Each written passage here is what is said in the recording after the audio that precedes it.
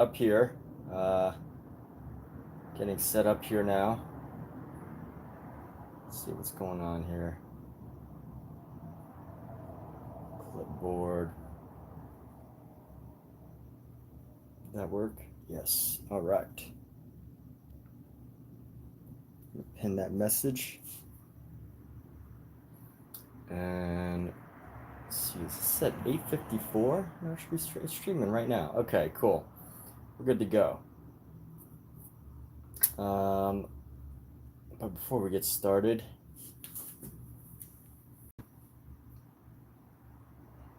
we're signed to pick up painting.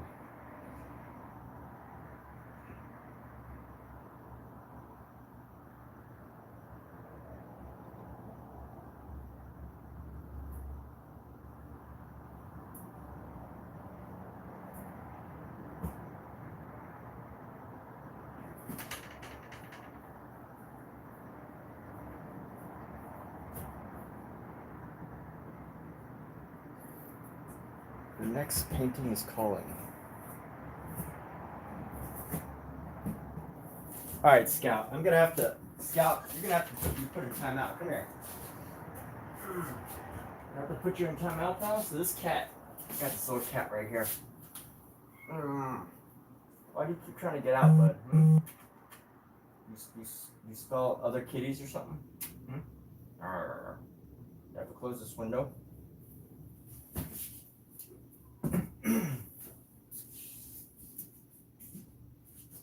He's very persistent on getting out here. And I'm hoping that this stays. Just don't want to have to lock the door. I don't want to close the door because there's so much such a great breeze tonight. And let's see, so we're gonna do essentials, add the stream, If you can't tell, I'm setting up a separate stream here.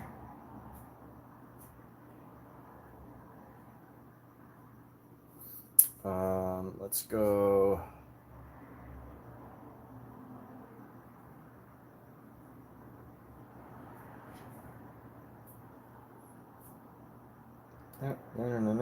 No. All right. So our stream for tonight. Let's do vertical, save, add thumbnail image, save, video source, phone camera, get started. All right. Mason McGuire, what's up? Michael Afton, what's up? We're about to get started here in just a moment. Let's get this started, this show on the road. This is raised up a little bit because I wanted to paint the feet. So, where's my cats? Cats are causing trouble tonight. They are.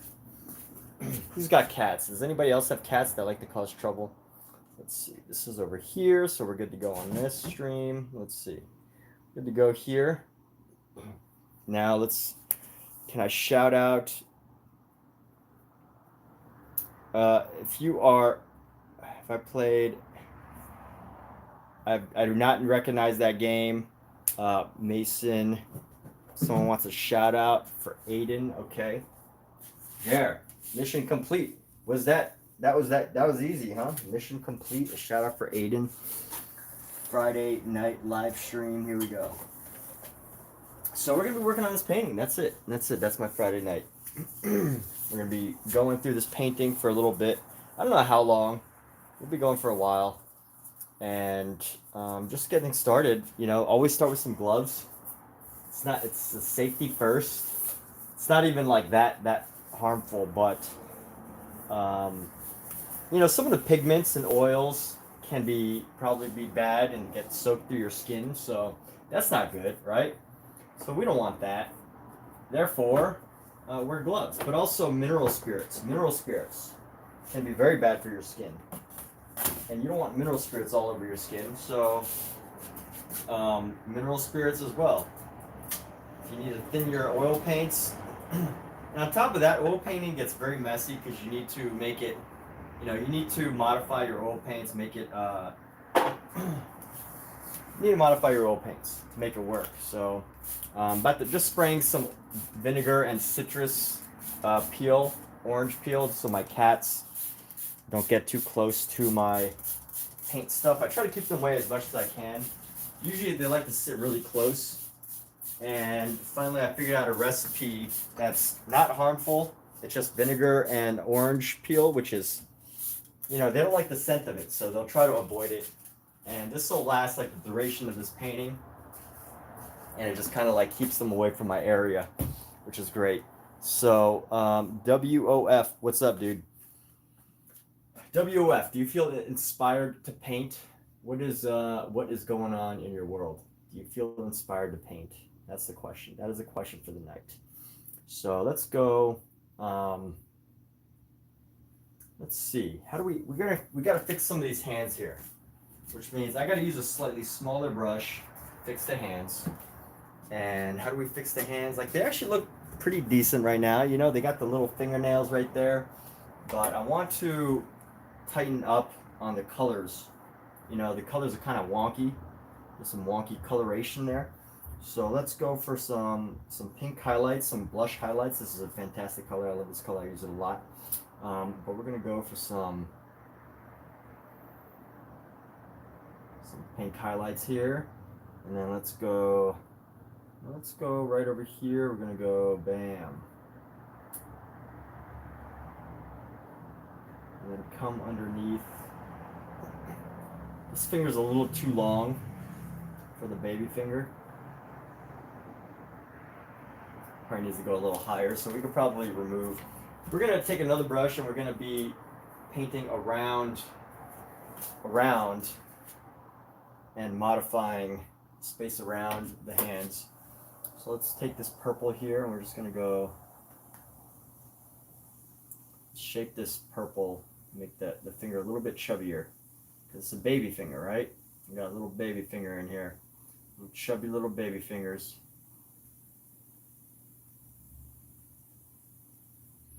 There we go. Shape the fingers, make them better shape here.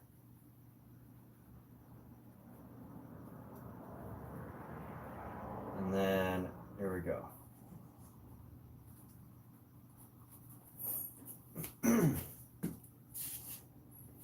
And then we're gonna shape in here. Let's go like this. Boom.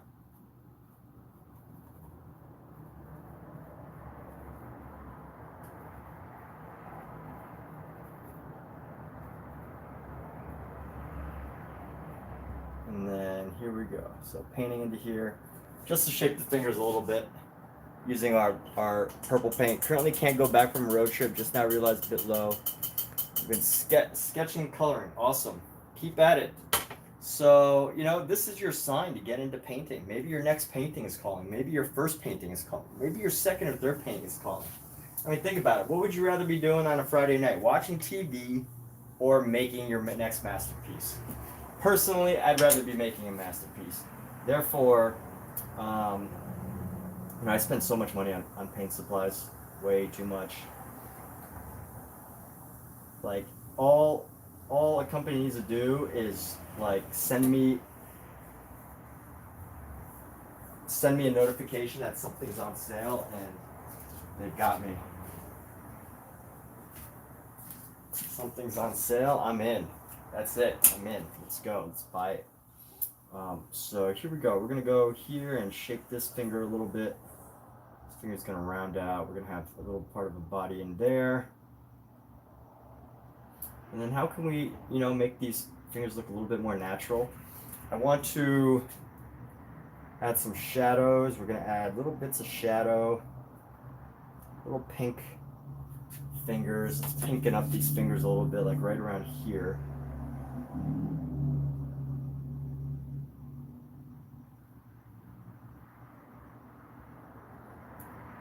And, you know, make it more round.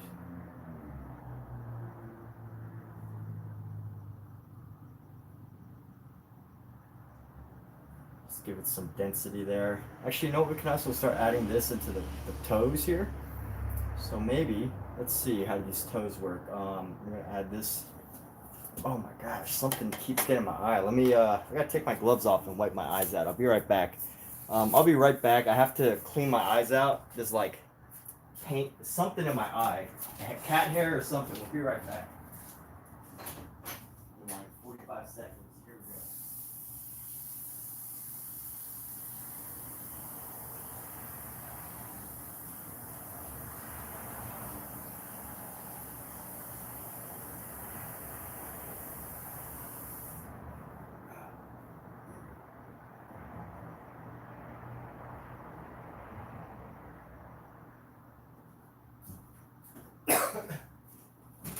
All right, we're back now. I just got some in my eye that was really bothering me. I couldn't really itch it with the gloves on. That's the one thing about oil painting or any paint. I guess a lot of different types of painting is, you know, you can't really scratch your face until, you know, until the time comes. I usually wear gloves. The gloves are very helpful. It's very important to keep your hands protected for the long term. You know, you're using all sorts of pigments. Sometimes some people use lead. It's hard to get lead paint, oil paint nowadays, but you know, just hypothetically speaking, that's a possibility. So what are we using? Let's take a look at this. I have some paints on here on my palette, and these are a wide variety of paints. I have I use a glass palette, and the glass palettes are great because you can scrape them off. Usually, I'll probably do a demo at some point. I have a bunch of demos of me scraping the paint off because it's so rewarding. Just to clean up your materials is actually feels pretty good. But for now, just having a glass palette is pretty much a necessity for oil paints because acrylic palettes, wood palettes. I think there's a way to make a wood palette work, but acrylic palettes, you'll literally scrape off the acrylic if you try to pull it off, so it doesn't really work. Oil paint tends to get really deep into the surfaces, so that's something to be considerate of. So I want to grab some of this purple, this deep purple, find some blue, add some more purple, mix these colors. Maybe I should, if I could lower this I would, but here we go. Your sign to get into painting, that is it tonight, right? That's the theme of tonight's live stream is it's a little too dark. So let's get this a little lightened up. Our cat's just freaking out. Cat's going cray-cray. All right, so don't want our shadow around the toe to be too dark. So we're gonna go right into here and let's just pop in a little bit of shadow right there. Just the front of the toe here, and maybe the top of it here. Just a little baby toe right there. And then we're trying to use our shadows to separate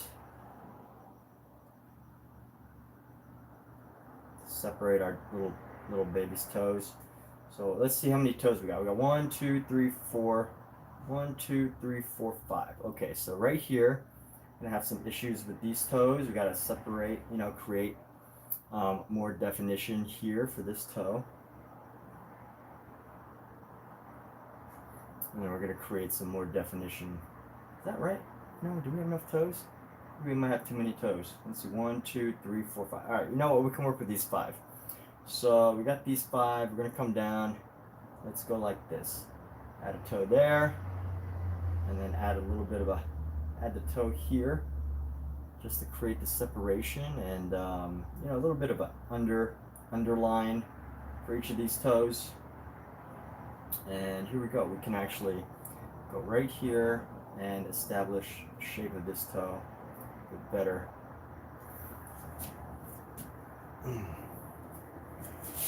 Let's work this other toe too. Got just a little bit of shadow under the toe. I'm gonna come down. Let's go up and around. These shadows actually look pretty okay, but you know, always an opportunity to tighten them up.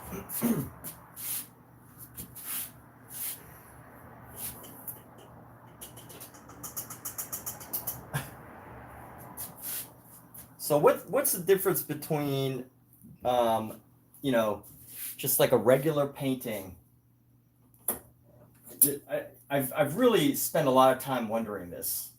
And, you know, I go on this website, I go on a bunch of like different art websites, and I look at paintings, and I look at paintings from like people that are just starting painting and people that have been painting for a long time. And I often wonder, what's the biggest difference? Like, what is the biggest difference that really separates, you know, someone who's been painting for a while versus like, you know, someone that's just getting started? And I think the biggest difference that I notice is flatness. That's probably the biggest difference between someone just starting off painting and someone who's been doing it for a while. And it's flatness. And what do I mean? So what do I mean by flatness? And what I mean by flatness is, as I'm going into these places, and you know, if you've painted before, you know what I'm talking about. But as I look at some of these spaces, right, you can actually see like some of this detail. And you know, whatever your opinion of it is, I mean, that's one thing, like whether this is good or bad blending or whatever. But the difference, I think, ultimately comes down to the fact that, you know, when people are just starting out, they don't really spend the time to create this like extra level of detail, right? This highlight here going down the center, and then these like darker areas around the outside of the arm to give it the shape of like a cylindrical shape. And I think that's where their gap really comes in between, you know, beginner, super beginner painters. I'm probably gonna call myself a beginner for all eternity. I have over 1,000 hours of painting. I don't really consider that a lot, but of live stream painting, just live stream alone, I don't consider that a lot. But you know, that said, if I, you know, think about just super beginner painters, you know, painters that are just getting started, what really creates this difference here? And you know, sometimes you could tell that the difference really is just the fact that that they're not the biggest mistake, the biggest difference is that, you know, they're not spending the time to you're not spending the time to create the volume around the arm, which can be the biggest problem or gap. And it's hard for me to show it without right now, but you can see, right? Like, where can I show it? I don't know. It's hard for me to show it right now. But it's a flatness that comes from, you know, just not taking the extra time to look at the shape that you're working on, and you know, spending time to blend it around, right? To add this extra layer of detail. But anyway, let's see. Let's get into these feet here. I want to create this extra roundness in the toes here, so we're gonna add a little bit of shadow, just like, not even shadow, it's a different value, right? So this is a very light pink. I'm going for like a little bit of a brown, a little off brown. It's just gonna help create a little bit of dimension on this toe here. And let's go on the inside of the toe here. We're gonna come around. Let's get the shape of this baby toe. I'm gonna come straight down the top. So 1, 2, 3, 4. This is the 5th toe. Let's remember that. I've lost track of the toes here. So we're gonna come down like so, and then, you know, bring some around, some different color around there. And I need to shape these toes right here. So how do I do that? We're gonna go boom. Let me add a little bit of that, and we're gonna get this knuckle of this toe up. Let's see. We're gonna come around the top right here. Reduce the shadow there, and let's create like a little roundness into this toe here. A little roundness. It's a toe, right? It's not a flat shape. So if you've ever, you know, wanted to get into painting, or you've ever thought like, hey, you know, it's a Friday night. What can I do on Friday nights? I'm sick of going out. I'm too tired to. I'm tired of watching my shows. I'm done. I've watched every single show I could possibly watch, and now I'm like, I need to get my hands into something. You know, what do what do? You can either pick up sculpting. Sculpting's an option, or you can pick up crocheting, or what's something pretty straightforward that you can just have around sitting just waiting for you. And I would say that that's painting. Painting will just always be waiting for you. There's always going to be a thing to paint, something to paint. Now, you might not want to paint every idea, but it doesn't negate the fact that there's probably always going to be something ready for you to paint. And depending on your space, if you just leave up your canvas, you have something ready for you. You have an activity waiting. That's the great thing about painting. Painting didn't end with Bob Ross, okay? Bob Ross was just the beginning of every of the world of painting. He was just the beginning. He launched many people into this great activity of painting, and for that we could thank Bob Ross highly. I'll thank Bob Ross for giving that to us. And here we go. So many wonderful quotes from Bob Ross. Happy accidents, just beautiful something. He knew he had a way with words, but just because there's no guy on television now doesn't mean you have to not paint. It was definitely easier watching Bob Ross though. Bob Ross was quite the guy to follow as far as just following his painting goes. So it was a great movie, by the way. It's pretty funny. It features Owen Wilson. I think the movie's literally just called Painter, and Owen Wilson plays basically a Bob Ross-like character. And not everyone will find it funny, but I thought it was hilarious. It's a comedy poking at Bob Ross. So if you really like Bob Ross and you can't imagine him being made fun of, then they don't make fun of him. They're like they talk about him respectfully in a way, but also adding in a sense of humor to character, the idea of Bob Ross. So let's round this out right here. Let's get this toe going. Let's add a little bit more highlight. But boy, here's a funny thing. When I first started, who didn't watch Bob Ross and get into painting, right? When I was a kid, but here's the funny thing though. When I was a kid, I didn't paint. When I was a kid and I watched Bob Ross, I would try to draw what he was doing, which is really ridiculous if you think about it, right? As an adult, I can, see why that's kind of goofy. But as a kid, I didn't really think about it. I was just like, oh, you know what? Let me just try to copy what he's doing with drawing. But I didn't really succeed at that. So, you got to have the right tools, right? If someone is showing you how to do something with oil paint or acrylic or whatever, you got to have the right tools. You can't try to paint with a pencil. You could try. You can always give your best foot forward, but use the best materials you could possibly get. So what are we doing right now? We're just adding highlights to the feet, and we're trying to capture the little detail of these cute little baby feet. How do we do that better? I've already added these highlights, and now I really just got to add like subtle shapes. As you can see, these toes are a little bit oddly shaped, so got to figure out how to shape them in a way that captures them naturally. That's the hard part right now. That's what we're working on. How do we capture feet, little babies' feet naturally? So let's see. Right now we have these shadows under here. So what we can do is we can actually round it out here. So let's see. What are we doing right here? This is getting more detailed. When I started this, I used some big brushes.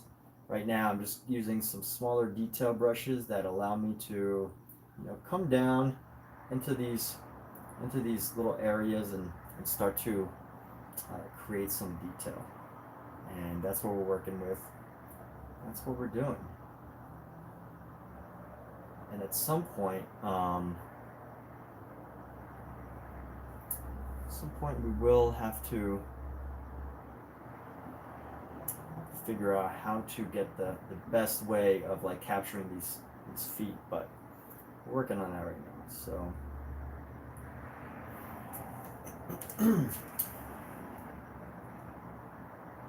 I don't want to make it, it's 9:50 in the morning in India. Hey, Aryan, well, welcome, dude.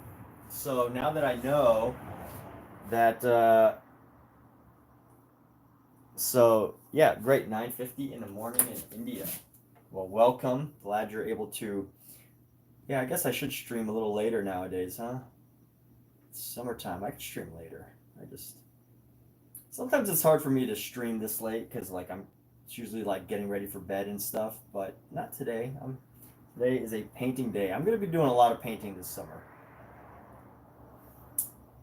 You know, finally I've got a, finally finding some extra time to paint. So when you find that time, you have to take advantage of it. Otherwise, you can't get your time back. It's one of those things. You can't always get your time back. When you have it, you got to take advantage of it. So here we go. This foot's gonna come around and just round that out. I don't want to get too ultra detailed with the feet because I don't think they're that important. I do want to paint these hands nicely. These little babies' hands. Just get them nice and brushed. Get them nice and brushed here. Get a nice brushed effect. This pinky's kind of cute. This little pinky right here. I'm gonna go with this pinky. I'm gonna round up some of the shadow a little bit. Let's see if we can do that. And then, try not to make it look webbed. Here we go. Okay, right there.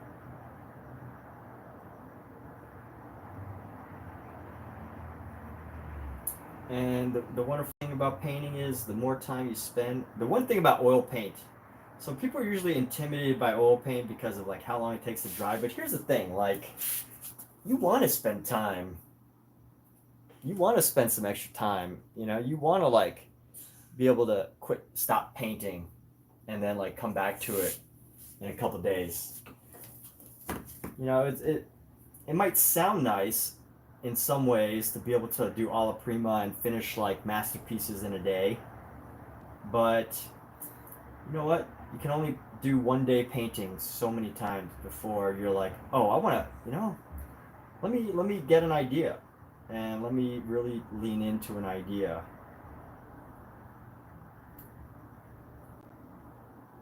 I mean, amazing that Bob Ross was able to finish so many different paintings in an hour. Like he literally finished like, he could finish so many paintings in an hour, but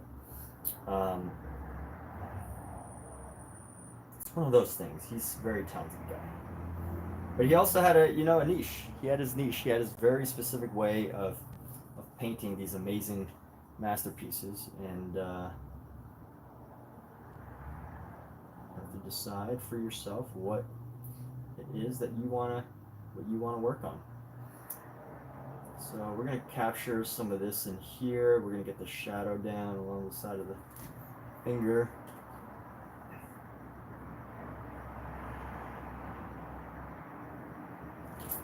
And let's go here.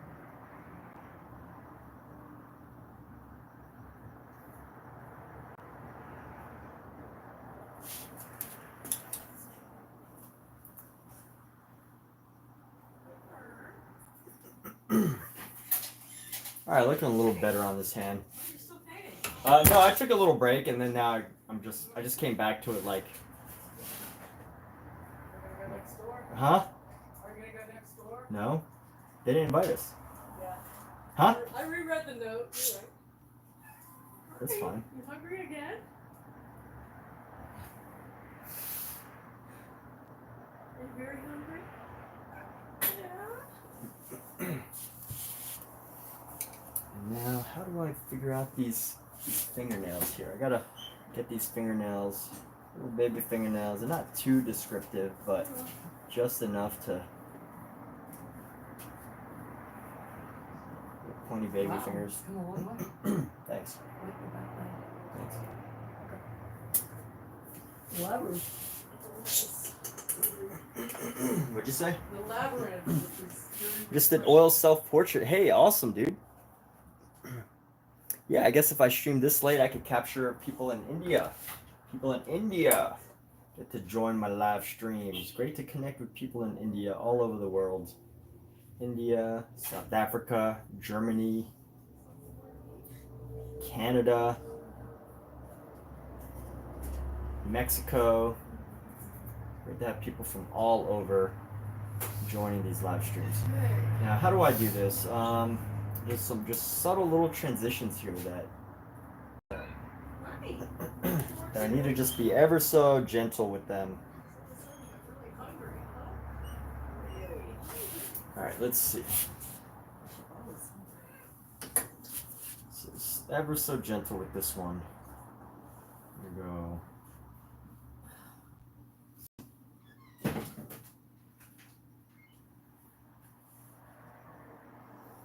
And this one's going to get pretty deep as well.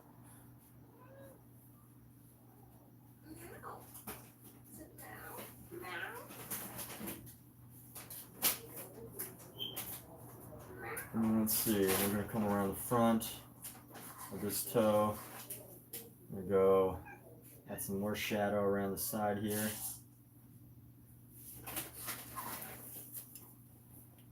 Over here, guys. Come on, guys, over here. Over here.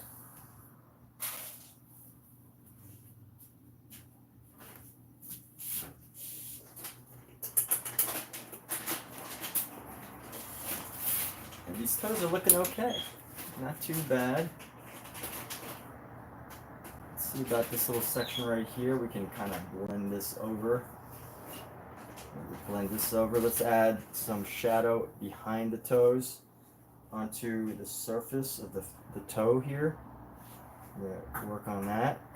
So let's see, how do we do that? We're going to go create this little like shadow of a triangle here. So we're going to come around like this.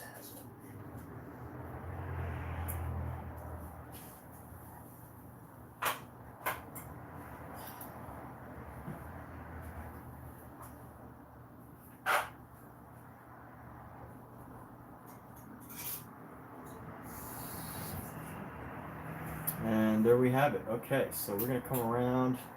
Let's try to find some greens in here. And isn't it nice that on any day of the week, if you get into painting, you could pretty much like have something ready for you, waiting. That's great to catch people all over the web. Yes. So congratulations, Aryan. Congrats on finishing a self-portrait.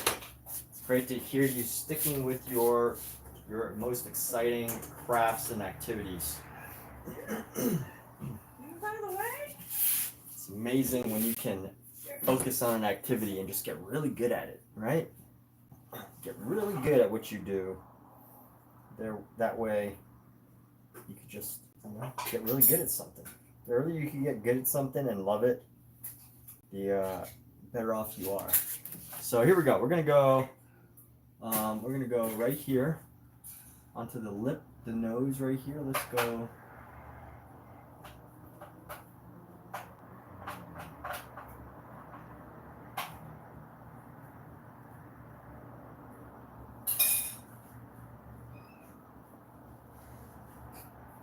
Serve. Place for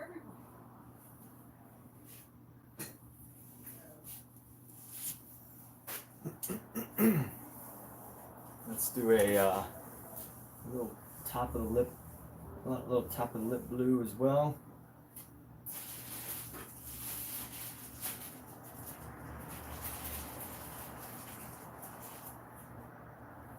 And this blue just creates a little bit of contrast along the front here.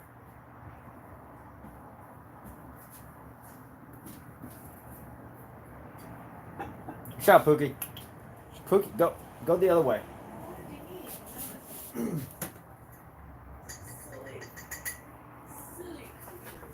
All right, I need a brush that can like blend this surface here. So it needs to be a little bit rough. So you find a good rough brush that can blend the surface.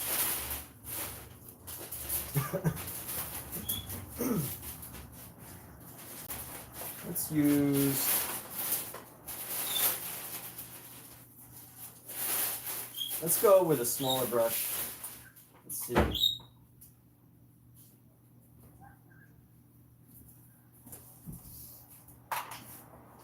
go with a nice small brush for the toes right now. So this brush, we're gonna go with a what is this? A mini round by Princeton. I can't tell which brand of Princeton this is. It's the one with the red.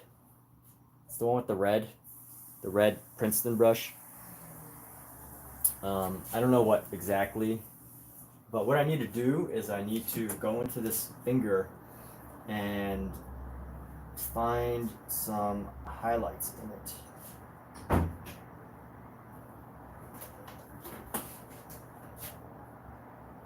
So when I say find highlights, I mean literally just put in some highlights. So we're gonna go right here and little baby fingers right here. We're gonna come around again with some baby fingers. And we're going to add some baby fingers to the top of the other toe, or this finger right here. Little baby fingers. And what we can do is we can use this brush and we can try to we're going to blend in different parts. So here we go. We're going to paint.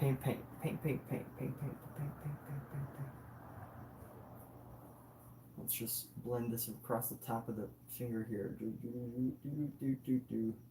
We're just using like a crisscross motion. By the way, I actually stole this crisscross motion from another artist. I can't remember his name. He's on Instagram. One day I'll figure it out. He's a Chinese artist, and what he does is he does these amazing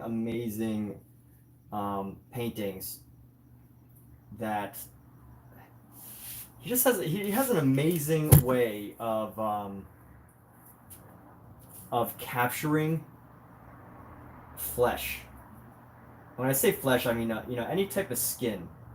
And what he does, the trick that he does, is he uses like a really small brush.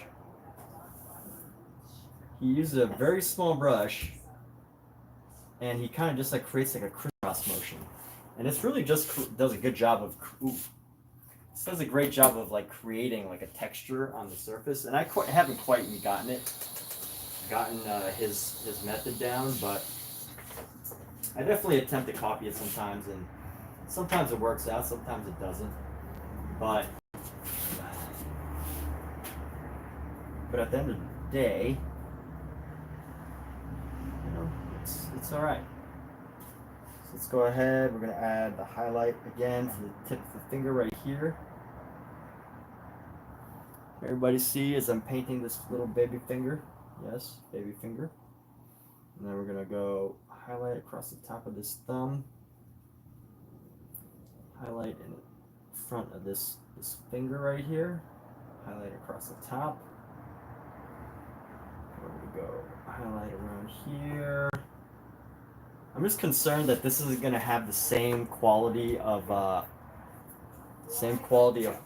brushwork as the rest of the arm. So that's what I gotta focus on now. I don't want it to look like it was made by different people. So let's go with a yellow here. We're gonna go with like a light yellow, and let's see what we can do about trying to match this to the rest of the skin, the rest of the fleshy parts of the baby, right? Because you can see, like right in this area, there's a quality to it, and then in this area, you can see it's a little bit different. I don't want it to look like different artists painted this. So I think it comes down to, just a little bit of cross blending. I don't really like doing these really small details on hands. It's not the most favorite thing. I mean, I love all painting, right? But there's things that I love to paint. I like to paint hands, but just like I don't like to paint really small. If you ever want to improve your painting, the secret is to just go big. I know that this sounds kind of goofy, but you just don't be scared to paint bigger. Because here's the thing: when you're painting small, if you're painting really small, right? If you're painting this size brush versus this size brush versus this size of a brush. You know, you can see the differences. Like these are all different widths. You know, when you paint these different sizes, like when you're painting this small, you know, every little millimeter, like millimeter changes the whole everything. If you're painting this big, you know, millimeters count, but not as much. And if you paint like much bigger, the hard part is actually getting the what's it called? What's that word? Where you measure things and like you try to keep them in the same dimensions. I use this word a lot. Not composition. Relation. Like basically, you know, if something is 3 inches by 3 inches, you know that it's going to be, if you try to make it bigger, it's going to be 9 inches by 9 inches, right? It's not, you don't want to do 9 inches by 8 inches. You want it to be like, you know, 3 by 3, 9 by 9, 1 by 1, you know, so whatever that means. I forget the word. Oh, this is a math word. It means like ratio, right? Is that the word? I'm looking for ratio. Something like trying to get the right ratio of size. Getting the right size ratio or something. Anyway, you get what I'm trying to say, right? Is anybody lost in what I'm trying to express here? But basically, getting the right size of everything. You know, that's the.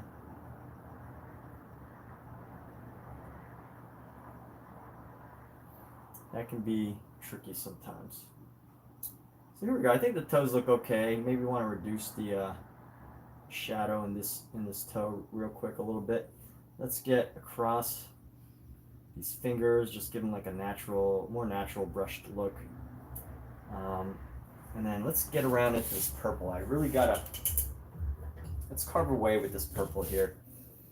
Get a nice deep purple. And let's carve away at these fingers. So we're gonna go right into here and carve away. I don't want to carve away too much. When I say carve away, I mean just like, you know, give it better shape. Shape out these fingers a little bit more. Shape out these fingers.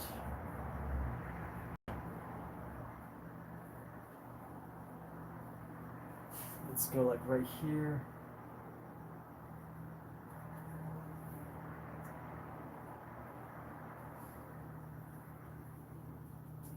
Okay, so maybe start on this other hand now.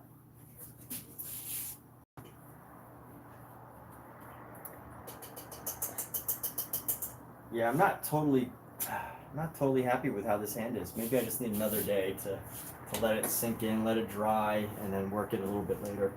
But here's what we can do. Let's grab our Mineral Spirit and like add some highlights into this area. It's going to curve up.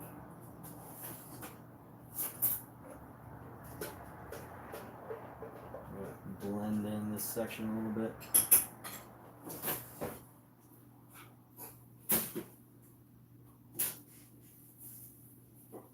It's going to help to shape the baby's foot, right? When you go like this, helps to give it like this roundness. A little bit of extra roundness. There you go. Better shape.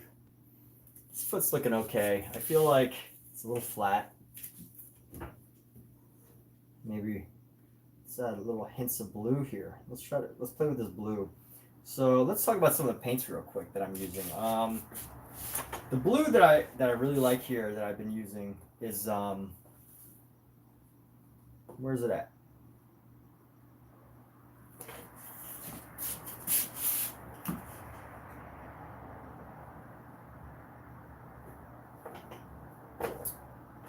I can't find the tube itself, but it is a Williamsburg paint. It is a Williamsburg paint, except it's a King's Royal Blue. Let me see if I can find this. I love this blue. I got French gray. Got a couple of Williamsburg paints in here. Where's my blue though? Did I use it all up? Oh, here we go. Here we go. Is this sitting up? Where's my Williamsburg blue? That's an orange. That's what happens when you don't organize your paints after every session. That's an orange. Steel de Grand. Alright, well, it is a Williamsburg blue.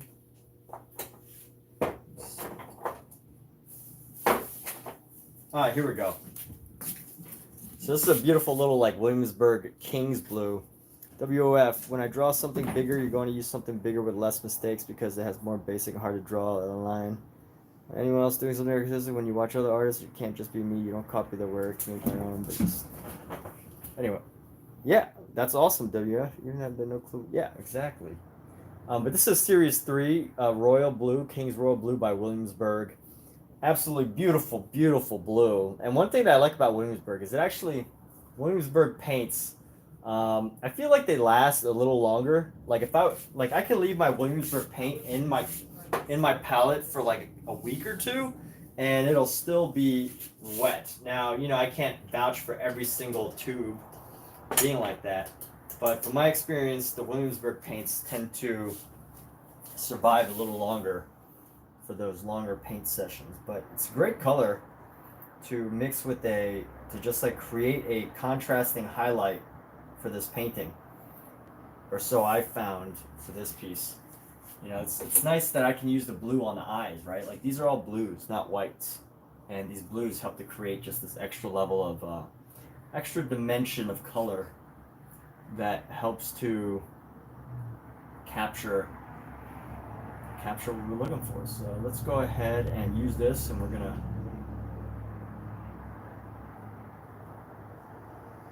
end this a little bit. Let's add a little bit of highlight right here.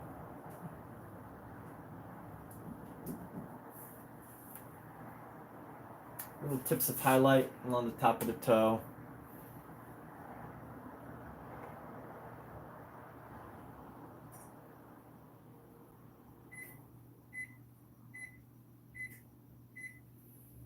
And they're just creating a separation of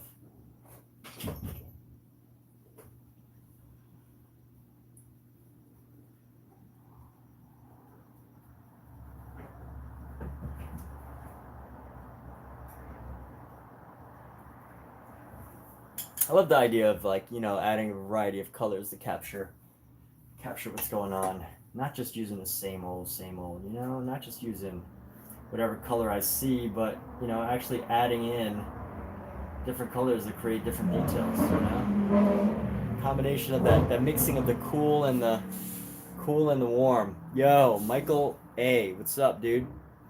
Why's your, yeah, what's up with your emoji? Why's your emoji all gloomy? Good question, man. We should question everybody's emojis. Why is it a gloomy emoji? There's no gloomy. No, this is not a place to be gloomy. You're here to be bloomy. Get bloomy. All right, here we go. So I'm gonna create this little baby toes right here. I'm actually good where the baby's toes are at. But I do have some detail here. Let's see. I'm gonna come down, reduce this green reflection here, bring that in.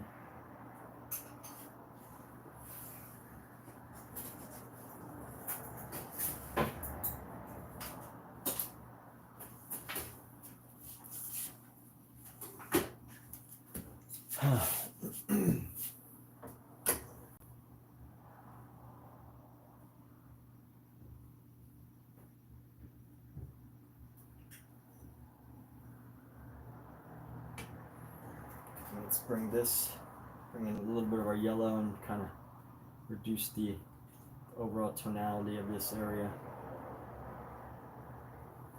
How's that? Let's see. Toes are a little bit extra highlighted, but you know, why not? A bit too bright. Let's go into here. That toe down a little bit. How we looking? Yeah, all right. So this is going good. This is going good. Okay, now let's get this other toe. Spent a lot of time on this one toe, or on this one foot.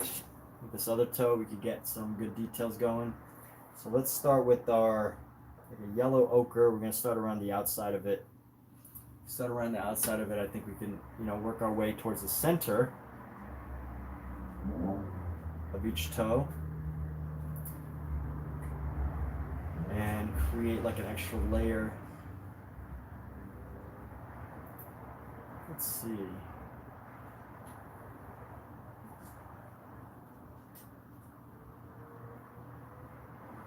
And then this one, and this one, we're going to create a little thing right here. And then go like this.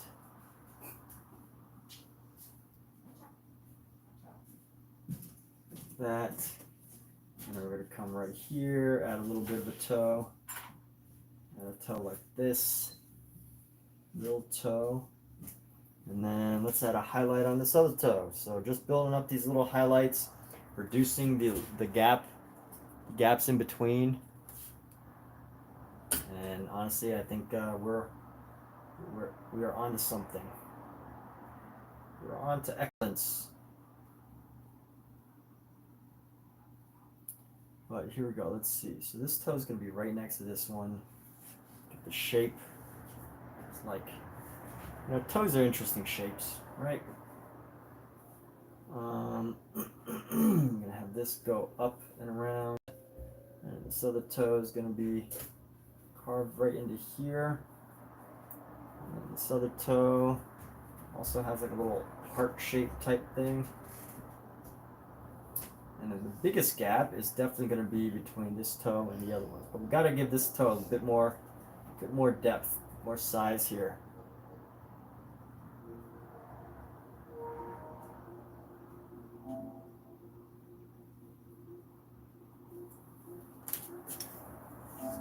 Does that look natural?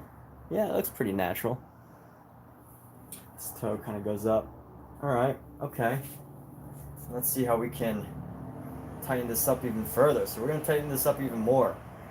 All right, like what's happening is these little shadows right here are not exactly right. So we're going to go right into the shadows and try to create just little lines, show the different separation of the foot. I think this one just has a little connection right there. And then this one's okay. How close do we need to get? I don't know, we'll see. We're pretty good right now though. And then, yeah, doing all right. Let's create some ridges in these toes. I don't need to get too detailed, but I do want to get a little bit more detailed than I am. Just create this little extra ridge.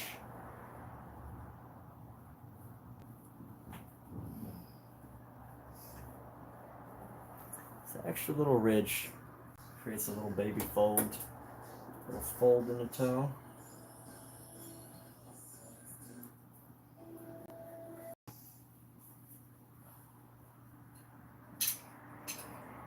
And let's see, where else does this? We're good. We're pretty good. Now let's see, we're gonna add highlights to the tips of it. The tips of these little highlights.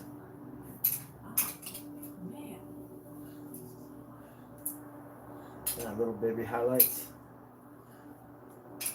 And let's go, highlights. Let's do our highlights right here. Let's see, right at the tip here.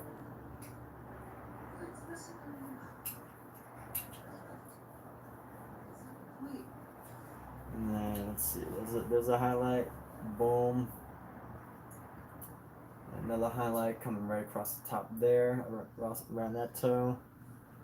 Baby toe has a lot of highlight because it's a little round little ball thing. Right there. When I say highlight, I mean just like a little hint of white.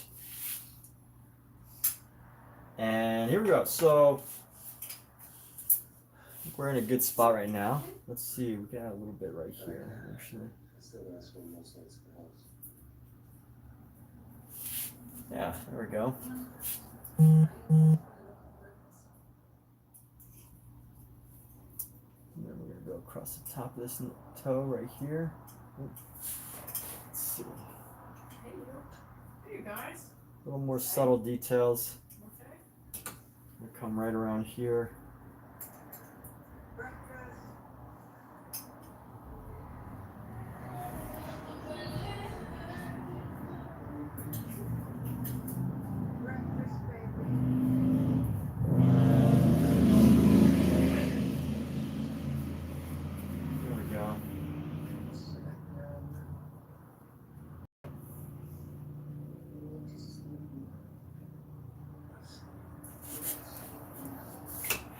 Let's see, coming down.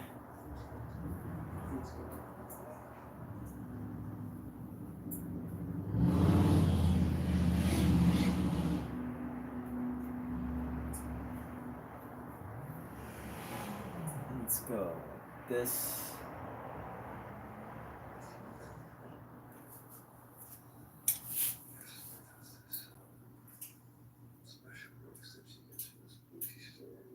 All right, that's pretty good. Let's see, how do we go like this? Just a little crease in the toe. A little crease in the toe here. One little extra crease.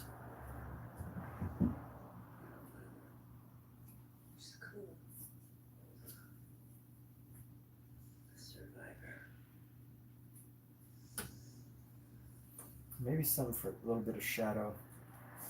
So we're gonna bring in our shadow right here into these toes. Boom, boom.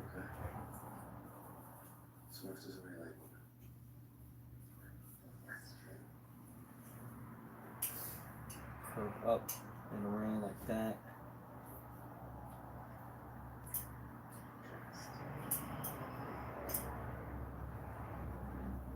Undertoe thing there.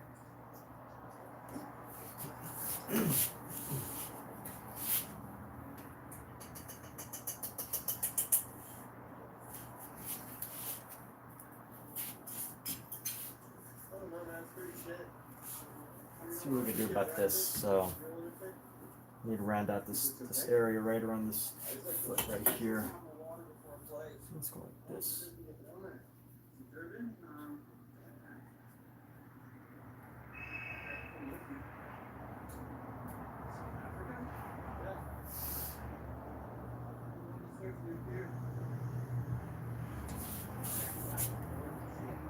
All right, shape that toe, and then let's see. I'm gonna go under this one.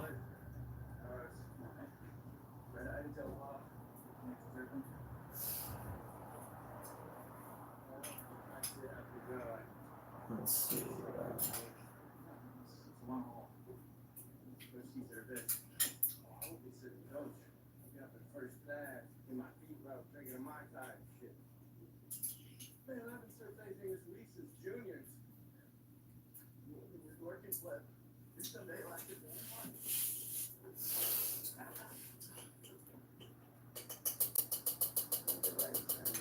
Okay, so where are we going? Someone finished the skull. H music videos, stream, music, great to watch, working on my own projects. Yeah, we're going at it. So my neighbor said they're supposed to have a party tonight, which means I'm not going to go to sleep till like 2 a.m. But they gave us a bottle of wine, so I guess that makes it fair. Turn on the air. You weren't even here. Right. Okay. Thank you. But anyway, yeah, it is summertime. We do need air conditioning, so anyway, let's see.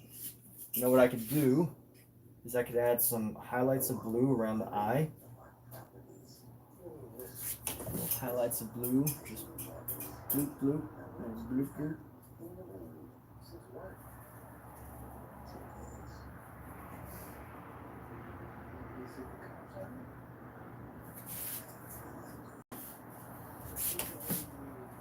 Cookie. Can't beat cookie. I gotta spray my vinegar citrus solution again.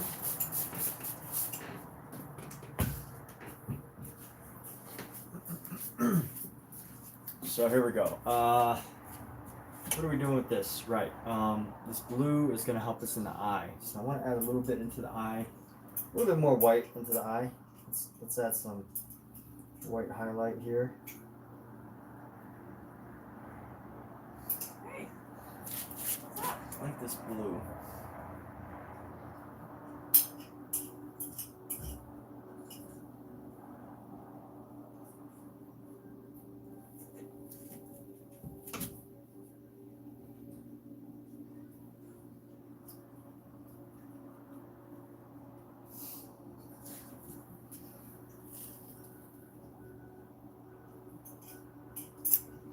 And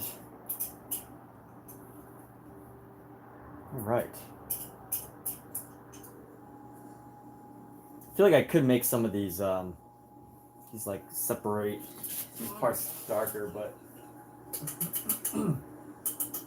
who is that? Morgan, Who's Morgan? her lawyer, Who's lawyer? Smurfs. She's dead. Oh wow, how did she die? I don't want to give it away.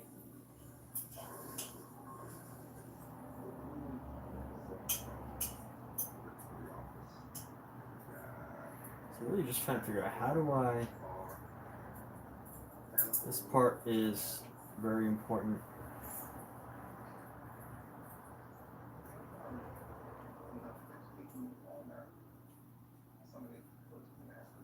The important part is to try to make it look line for a bit less sleek. Skull you're drawn. Here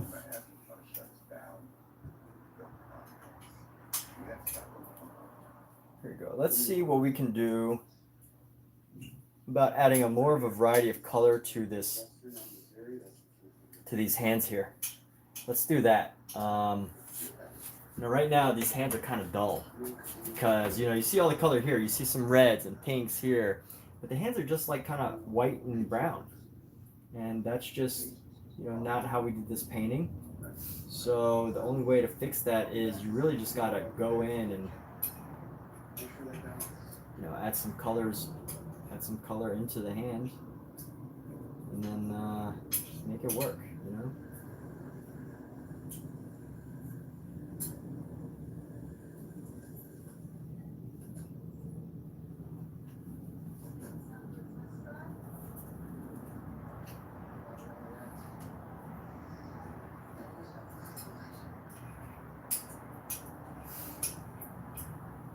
How's this hand looking?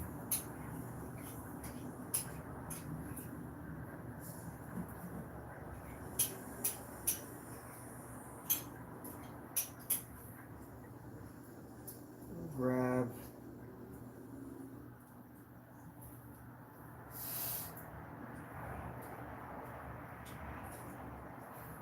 right here.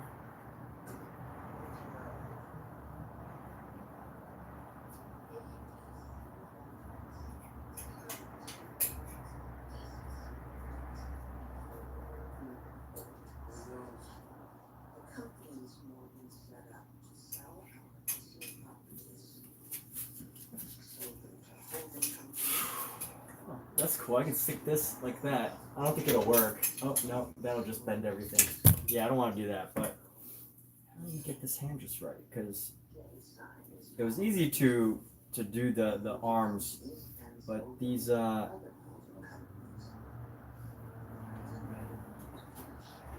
hands definitely require a whole different finesse.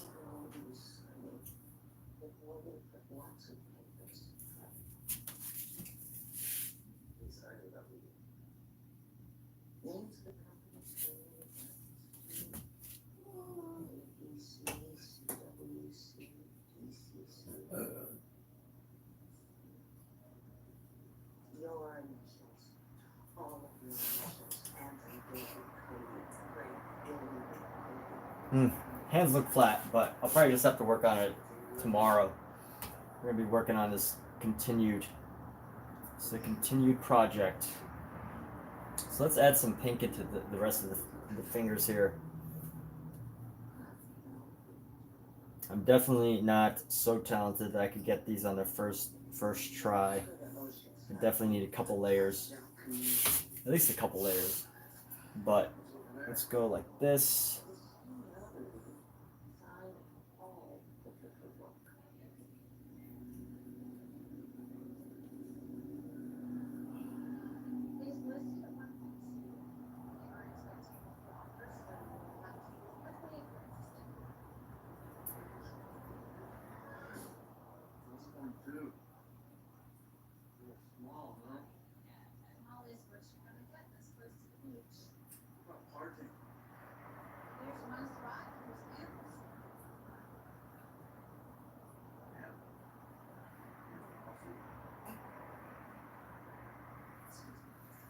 And this is gonna come up as well.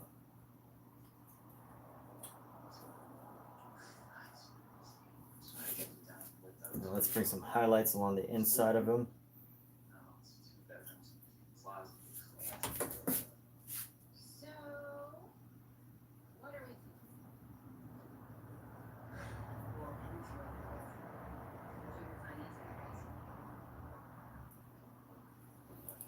Let's go.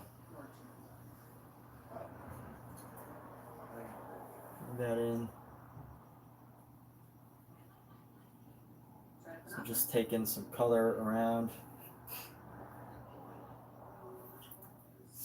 And let's go. Boom.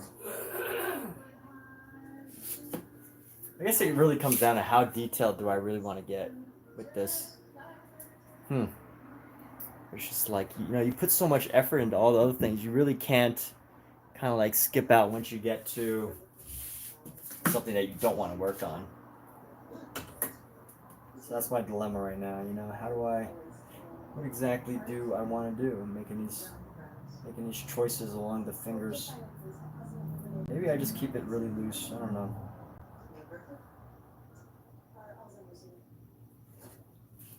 Let's see if we just add some highlights at the bottom of the fingernails here. It's like a little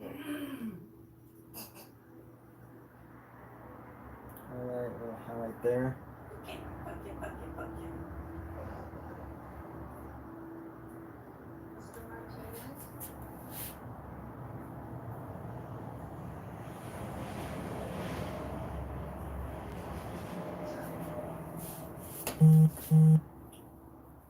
Let's go underneath the finger is going to be some shadows, so let's go just bring up some shadow around.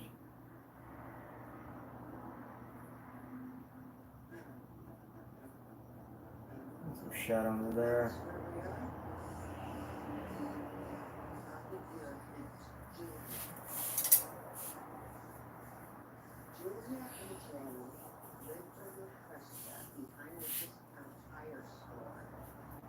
Yeah, wine for a bit less sleep. That's what they offered. That was the offer. Let's see how we can find these shadows going up. Let's add a little bit of purple.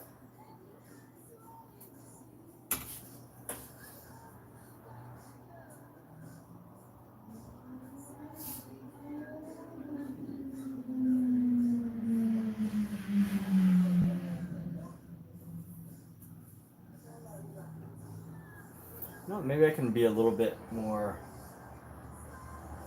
Maybe I can be a little bolder with some of these colors, you know? Don't try to be a little bolder, right? Use some more interesting colors. That's the whole point of painting, is to use colors to express something. So use some purple. Get some purples into here. I think so far I've done a little too much, like, it looks a little too real, too much realism. Too much realism can be harmful.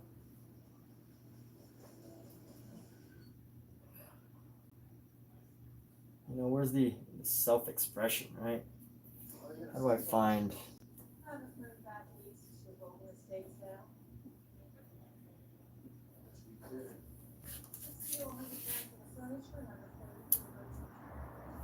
And these fingers looking, you know, the fingers are looking okay. His knuckles look a little big, but we can make it work. Make it work, right? Knuckles are a little big, but we make it work.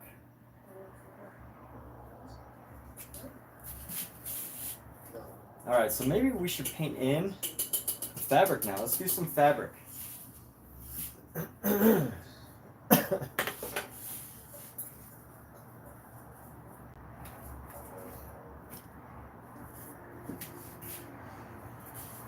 So let us see.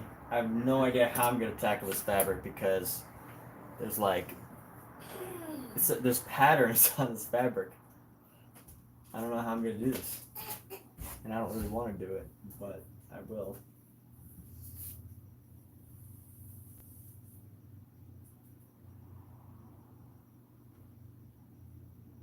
I have to make it flow. Make it flow. There's like patterns on the fabric. Little tiny brush. Oh, yeah. Okay. Thank you. I used to have to make fabric all the time for costumes. What do you mean? I had to do renderings of the costumes that I was creating. I had to show the fabric in all its detail. That sucks. Yeah, it was time-consuming. All right. So let's go like this. We're gonna come in a little bit. All right. As you can tell, I'm not the biggest fan of painting fabric. It's like, why would you paint fabric? Why would anybody want to paint fabric? It just like seems like such a... But here's the thing. I'm criticizing it. I'm not trying to criticize any artist that likes doing it. Because there are artists that love to paint fabric. I just know there are. You just know it. Deep down in the bottom of your heart, you just know that there's an artist that loves to paint fabric. So here we go. We're going to go nice and dark here. Nice and dark with our colors. And let's go like this. We're going to capture. We're going to go around.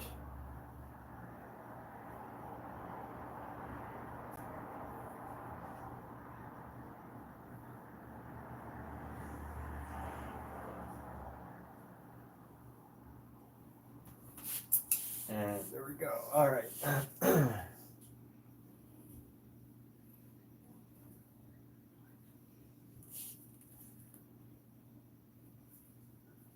And let's go here. So we're getting some of the fabric going.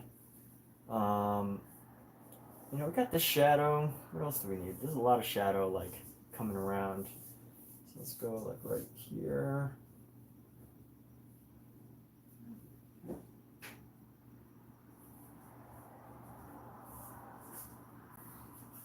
And then some shadow coming around from the toe here. Let's go like this.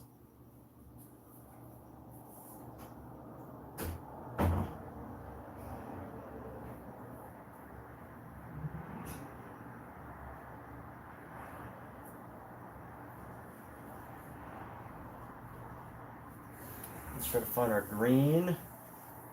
Find a nice green. We start to blend up into this blue. So we start to separate, you know, make it look more realistic shadow as opposed to just this like flat blue color.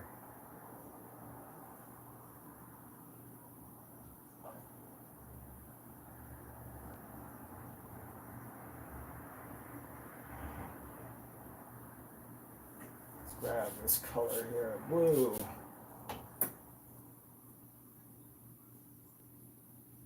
By the way, I've only watched like a few tutorials on how to draw and paint fabric, so there may be better ways to do this. By the way, how I'm doing it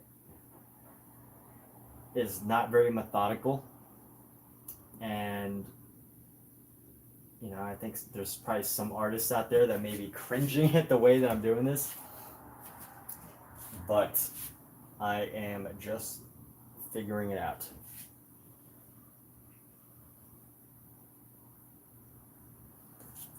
Just making it work, you know, making it work one line at a time.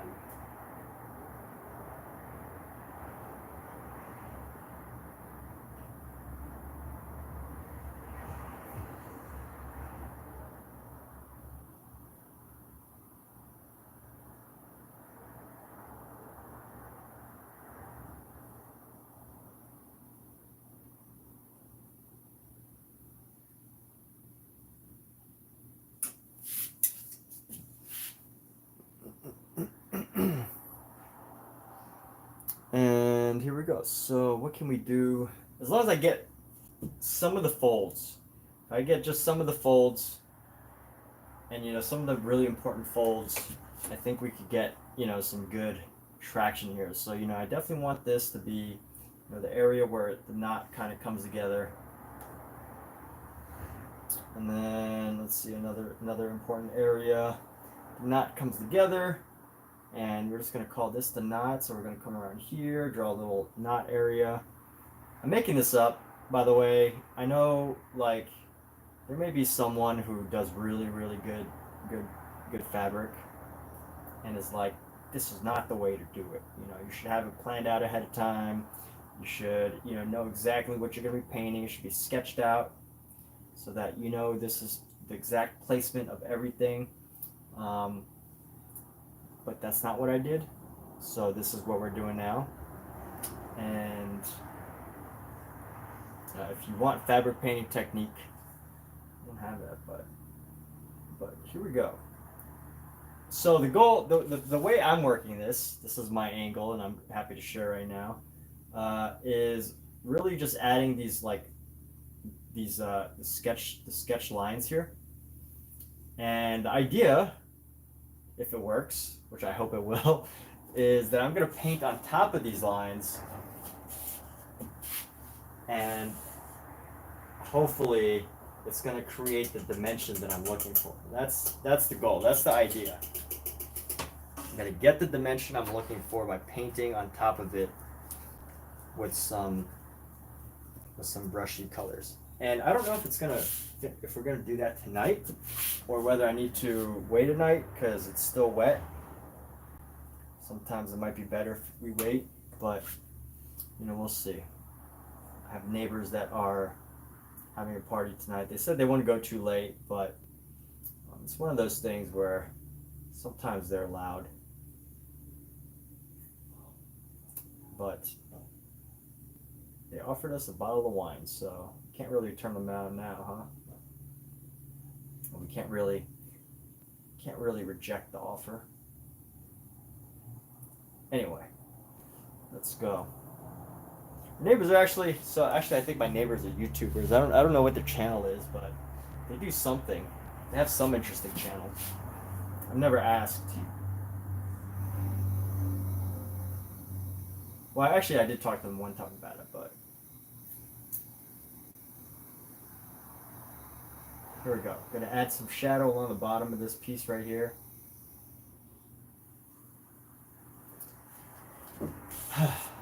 All right, let's see if our strategy works. So I went with just like these really big, bold areas of fabric. Which means now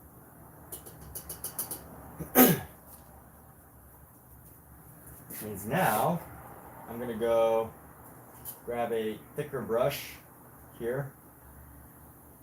Let's use our favorite brush. Why not? My favorite brush, one of my favorite brushes. Where'd it go? I've mentioned this a few times, but this is a this is what you would call the poly tip. Actually, this might not even be the right. This is a Princeton Catalyst poly tip. It's a synthetic fiber, and I could probably use it for some of the large areas, but not some of the small areas. I need something a little bit rougher for the small areas, so I might be using this brush for the thinner areas. Well, let's see. Let's play around with this. Let's play with our paint. Where do you go? Let's grab our yellow and our green. I'm gonna grab some yellow green here. When we mix our yellow green, what's gonna happen is we're gonna get a yellow green.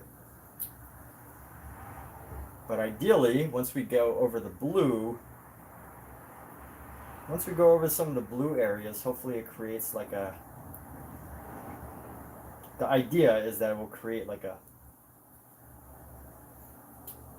I'm experimenting. I am experimenting. It's going to create a lighter shade than we're looking for.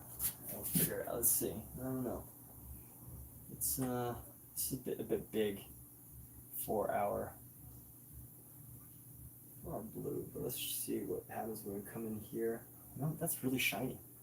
Let's actually use this for this section here. So we're going to go right into here, go into our crease with our blue. This is the lazy way to paint fabric,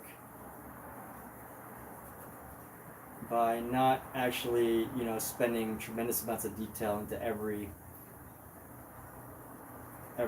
fold.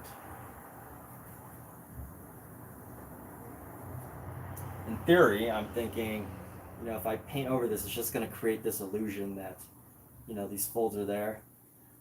Just enough illusion for us to get by.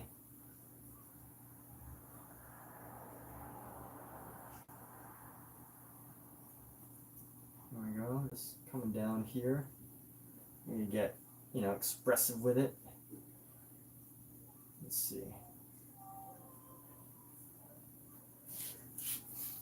How's that? Yeah, not too bad. Working a little bit. You can see that, you know, maybe it's not working so much in this area, but let's see. This specific spot is supposed to be like that. And here we go. A little too bright there.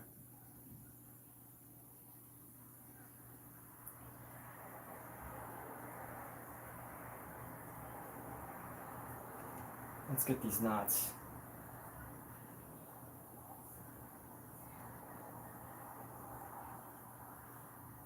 I'm experimenting. I'm trying to find like the most efficient way to paint this fabric here.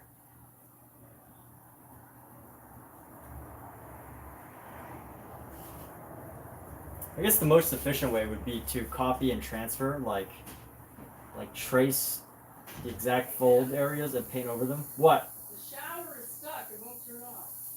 What do you mean? It won't turn off. What have you tried? Turning it like you're supposed to. Have you tried using like a wrench or something? No, I don't want to break it. Well, try it. Huh? You try. You could not break. Okay, hold on. I have to go fix some materials. 1 second. Let's go. Something wrong with it.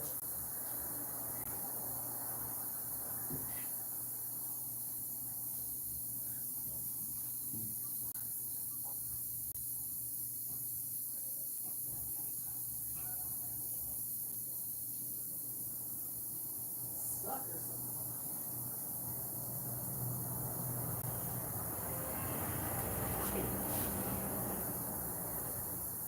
How can we do this? It's not too bad. Looks kind of funny, but not too bad.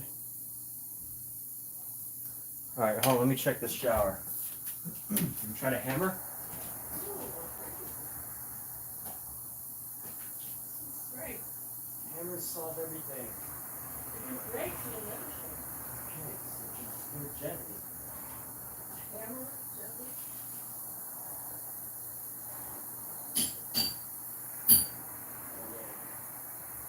Twisted it.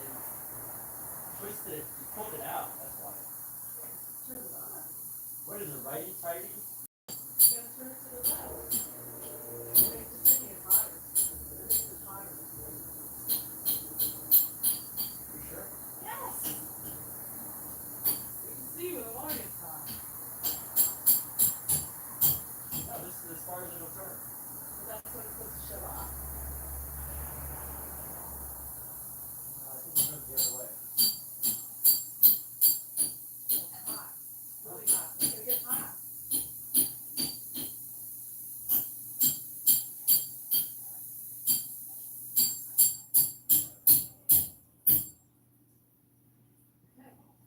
You need to text him and let him know.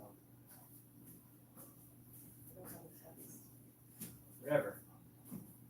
Alright. Oh, back to painting.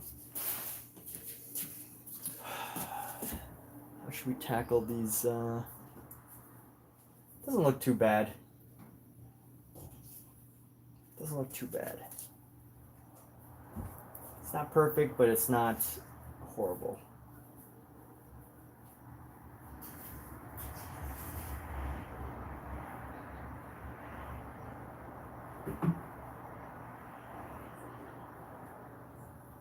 good. It's okay. It's manageable. And let's see, we're gonna add some color into there.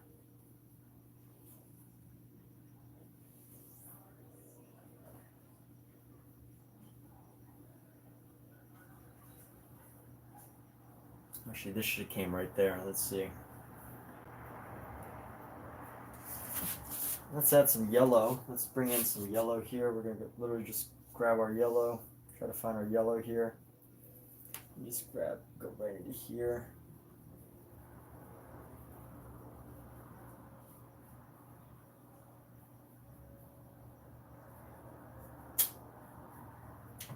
At some point, I'm probably gonna have to paint over these because.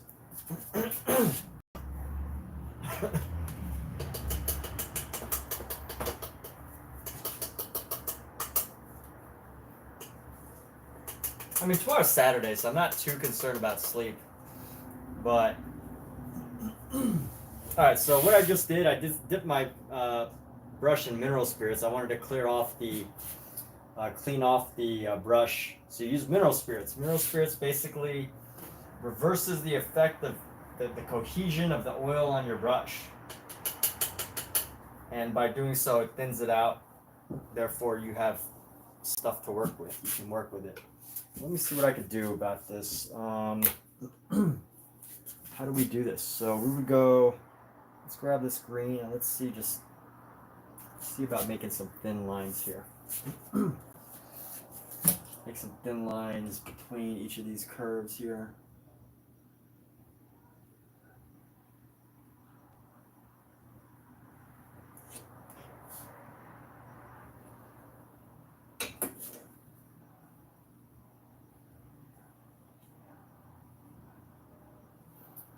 Maybe this is just my way of painting the fabric. We'll see. There's got to be a way to make this look nice.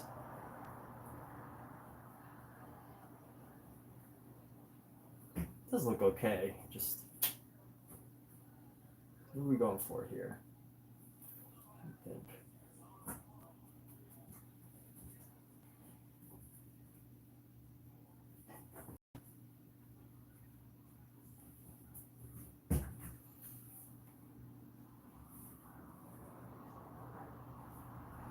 Let's try to add some of the details in, you know?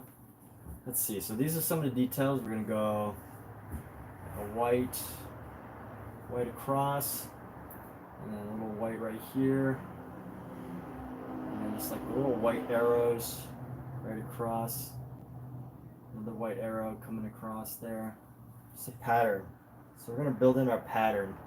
We're gonna build in our pattern now. We're not gonna do too much of this, of the detail of this fabric, because it's not important in my book, in my opinion. This fabric is very unimportant. Unless it's like a coat of arms, you know, and you're like, you're getting like a coat of arms painted in silk. But I don't consider this important, so.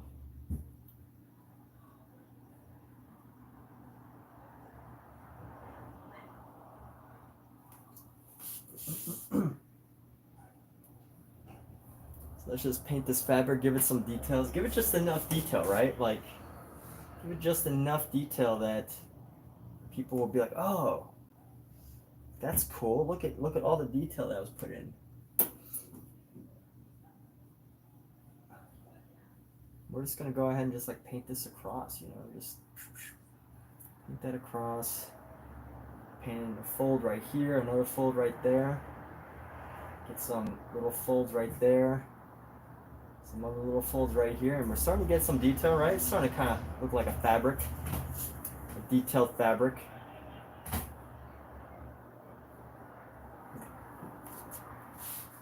See, you're so distracted by the patterns that you're not even looking at the folds. You're not even worried about that. Optical illusions, people. Scout, get out of there. You distract people. How do you distract somebody from what you don't want them to focus on? I want them to focus on the fact that I don't want them to focus on the folds. So how do you get them to focus on something else? You give them something visually distracting. The tricks. Now everybody knows my tricks. Honestly, I feel anyway, like even in like practicality, I feel like this is more, you know, more my style, right? Just finding your style of like capturing something without over capturing something. I don't want people to think, oh, look at all the detail he put into the fabric.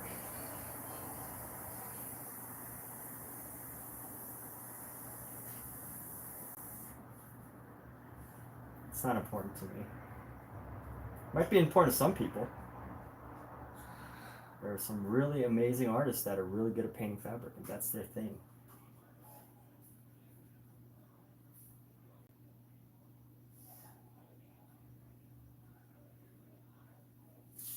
My cat wants in on the action next door. He's like staring out the window. You know, actually, this is pretty decent. Yeah, hey, this is actually looking pretty good. I like it. I approve so far. Let's see. I just want to make this part feel more cohesive. It's a little confusing there. It's like so straight there, but then it's kind of like all bunched up in this little section here.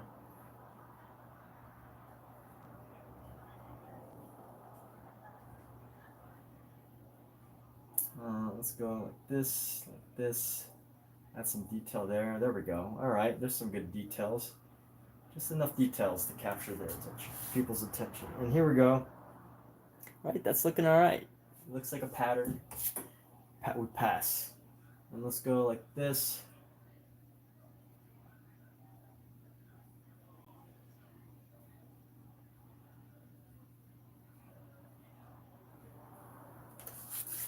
And here we go.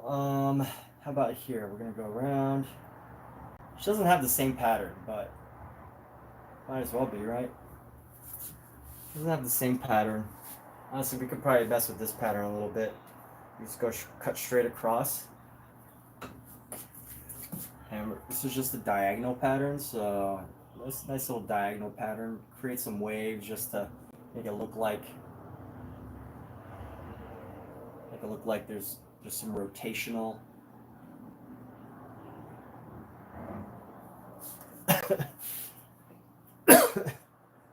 You know, it's actually looking like some cool fabric.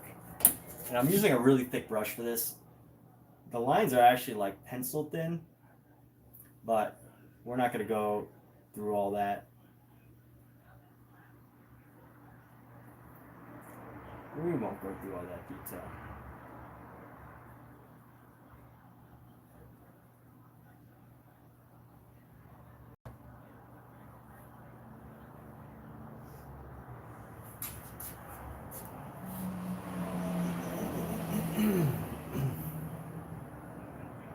But the pattern is really just one bunch of distracting lines anyway, so I don't feel bad about not getting so detailed into this.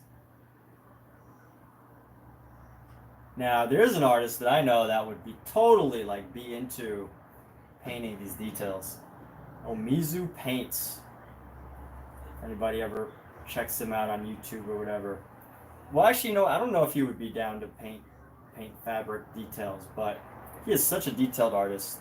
If you want amazing detailed artistry, Omizu Paints. I'll have to bring him onto this live at some point. It's been a while.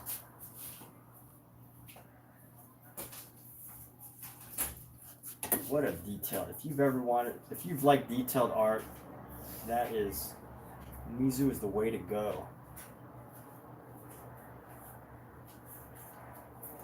Alright, so we're going to take this. Let's see. None of it touches the baby, so that's not good. You know, you don't like the lines to start. You want lines that feel like they're flowing through. And if you don't allow them to flow through, then, you know, it kind of creates this unusual look. So here we go. We've got the lines. We're going to come down at an angle here. Let's just diagonalize this. So we got all these lines. This is the lines that we're working with. Just these diagonal lines. Get some more oil, paint. This is when that white paint comes in handy, people. It's when the white paint comes in handy. It's just, you need streaks of white. Okay. So many patterns use like white.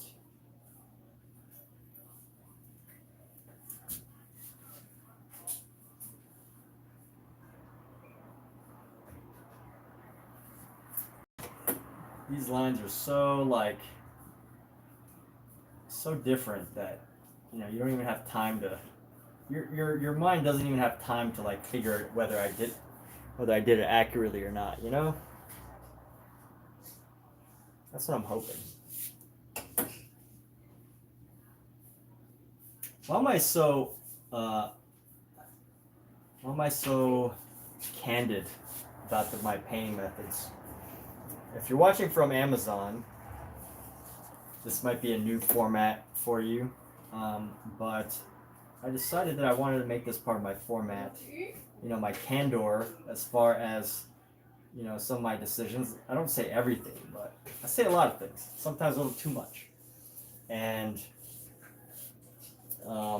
candor is because I want to, I think it's important for, especially today, right? Like, so many artists have the opportunity today to document and share their creative process, and I feel it's important to do that, hence why I do it.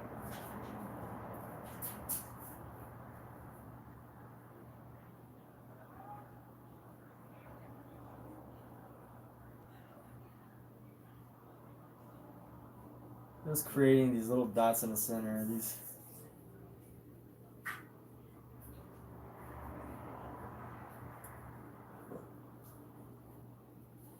honestly, these lines are so distracting. I don't even know. See, how's that look? Yeah, you know what? There's patterns.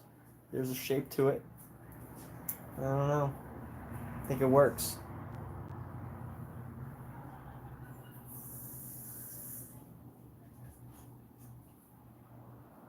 All right, I actually think that works pretty well. Pretty well. So what does that mean for us now? I think we might almost be done. Except in here, let's see if we can capture some stuff in there.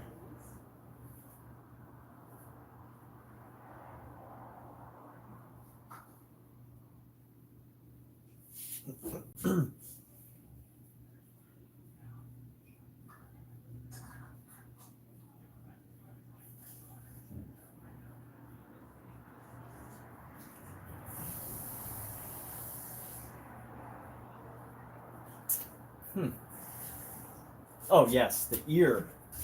Let's work on this ear, shall we? So if you've ever wanted to get into painting, maybe this is the sign for you to paint if you're watching from Amazon. Did I finish? No. Mizu, I was just talking about you, dude. I was saying how if you want some detailed paintings, check out Omizu's paintings, because he is the most detailed artist I know. But no, we're not done. I think I got another day or two left, but I'm almost finished. So right now, I still need to do the background. I got to make sure that these arms, the arm when it dries, I got to see how the arm looks when it dries. And a couple other details too, but overall, pretty much done. Pretty much done.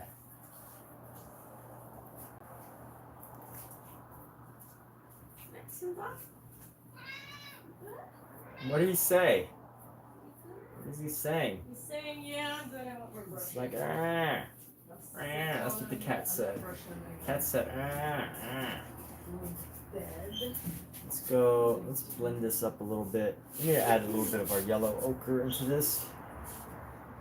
So we're gonna go boom, boom. Let's add a little bit of the shadow down the hands here so that it kind of matches the rest. There's a little bit too much color variety here. Are you going to bed? Huh? Yeah. Oh, okay. I'm gonna go to sleep. I think I tried to go to sleep too early last night. Very restless.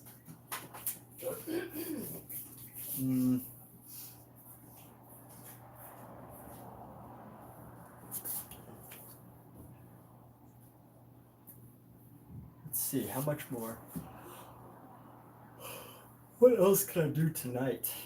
There's not much more I can do tonight, I don't think. There's a certain point when you just like, okay, should call it an evening.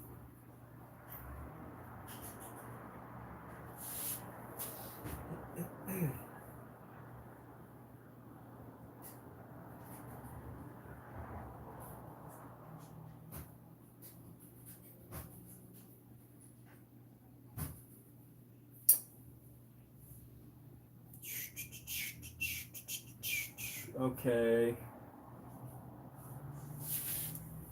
Yeah, I won't put my signature on the side. Might as well do that now, right? But since we're nearing the end of this painting and I got a long, you know, since we're nearing the end of the painting,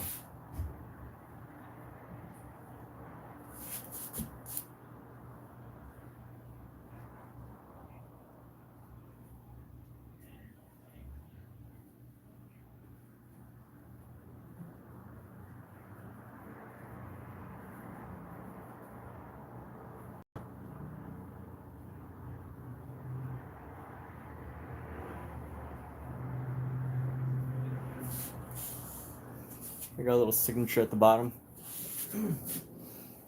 What can we do? How can we keep this going? Might just need to prepare my next canvas. Or you know what I really want to do? So I have this other painting waiting on me. And there's a couple little details I need to fix up.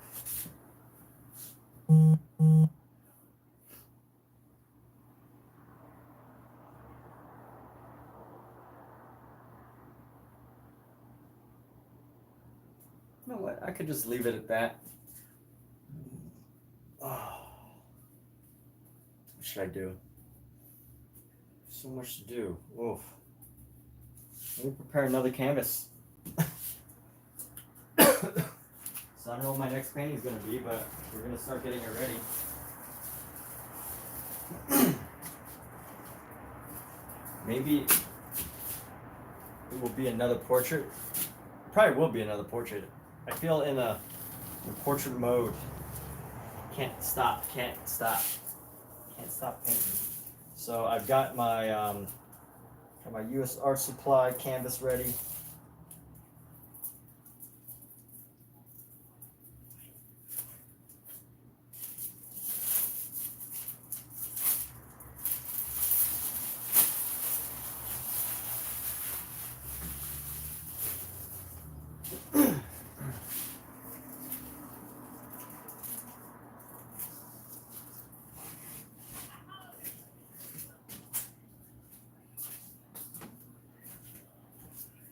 Okie dokie. Ooh, I gotta take a picture of this one though.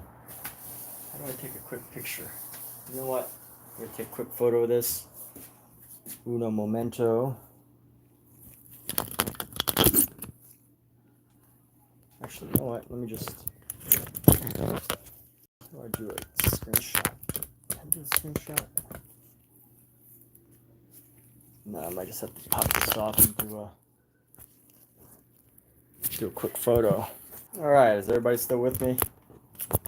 Yes, people are with me. We're gonna prepare another canvas, but I think we're done for the night on this one. I still have to do some things and wait for it to dry. I want to make sure that this arm looks good for the next, whenever we're ready. Let's see, blend a little bit of this toe. I think this toe could be modified a little bit. Let's go. Let's grab this toe here. I'm gonna make this toe a little bit bigger.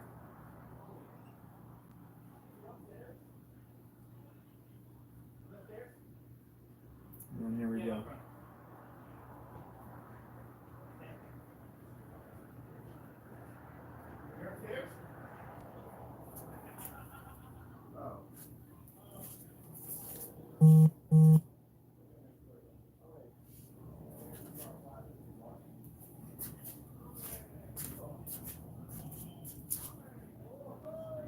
All right, anyway, so here we go. We got our toes here, and then we're gonna go toe right here, and then I'm gonna go blend this toe around, and then boom. All right, so we got our toes here. I probably have to update this toe in a little bit. This specific toe, it's gotta be a little rounder. We need some roundness here, but overall, we're good to go here. Let's see. Right there. Let's do this. Got some highlight right here. Some highlight. Just to really increase the area around the pink area around the space, whatever you call it. This little baby fat area. And then, here you go. Does it look rounder? Yeah, it does. It looks a little rounder. Perfect. Perfect. A little bit rounder. Very perfect. All right, very nice.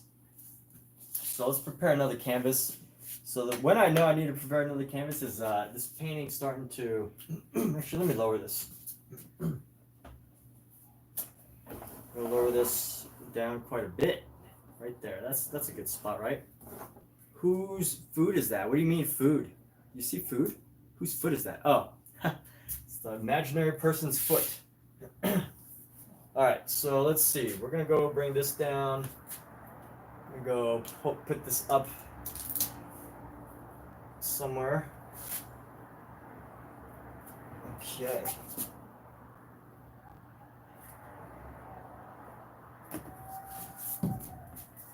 Let's do this. So what do we do to prepare a canvas?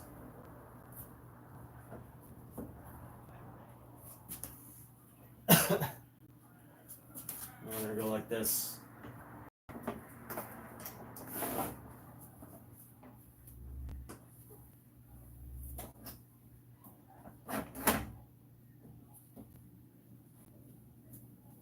Okay.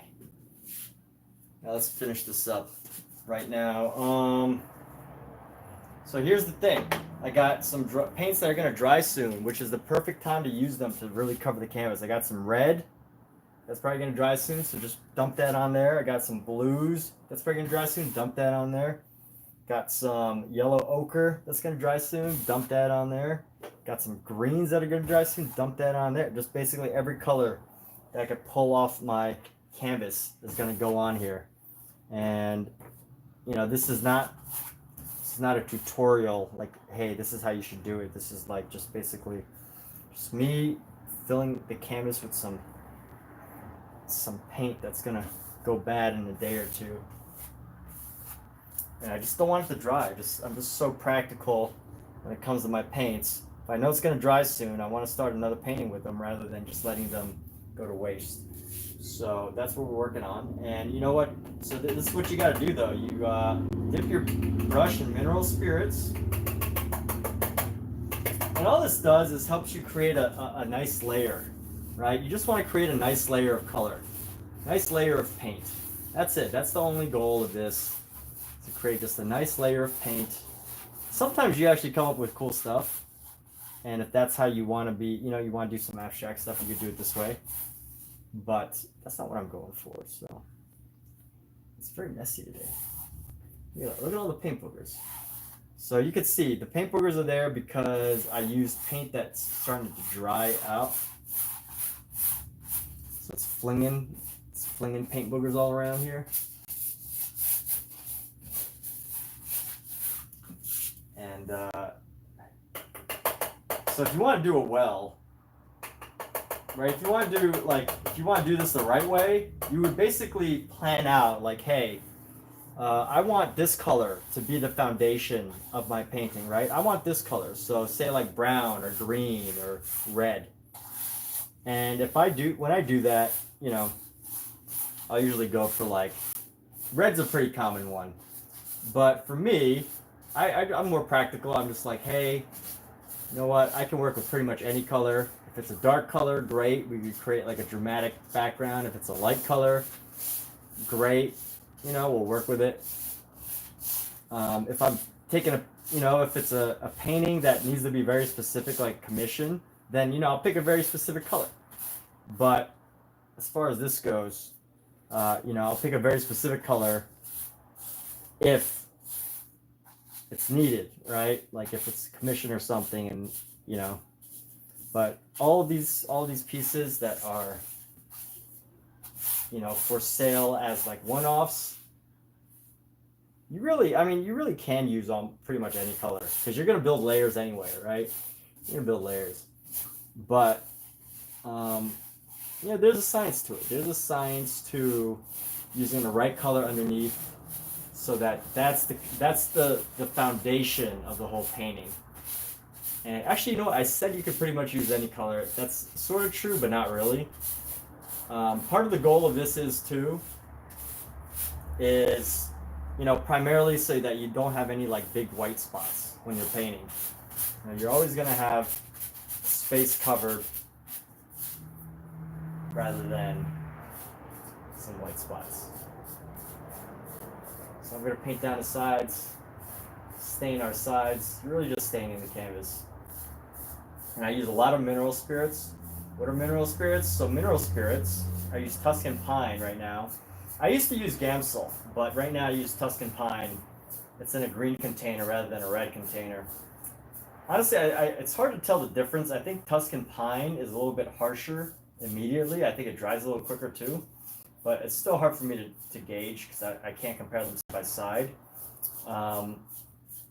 But overall, I mean, mineral spirits, I pretty much use them for the initial few layers just to like start spreading the paint nice and easy, right?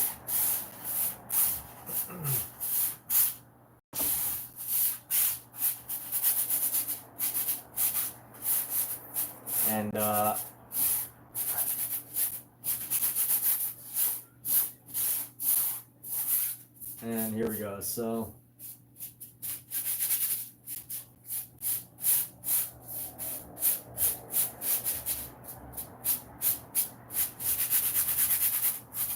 all right, so here we go. We're gonna go fill this down right here. Okay, so we got the canvas.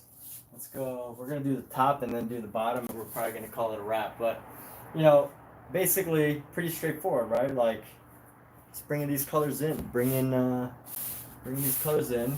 You do this with yellow. Yellow creates a nice golden glow, like yellow ochre. You want to do this with a paint that's like, you know, you don't want to do this with really, really, really like expensive paint. Because you're really just creating a base layer. And if you use a lot of mineral spirits, it's going to deteriorate the surface or the pigments anyway. So the last thing you want to do is deteriorate really, really high quality paints that you're just basically using just to stain anyways. So, you know, knowing that, if you're just staining, again, the stain, what's the goal of the stain, or this, what do they call the underpainting? Just to have like this foundational base color underneath. Now there's a technique though. There's a much more advanced technique that I don't usually do. Actually, there's two, and I'm using vocabulary that one of my viewers taught me. Negative painting, which is where you kind of like, actually I might even be able to demonstrate it, but not right now. Let me finish painting the sides here, and then we could do a quick little demo of it.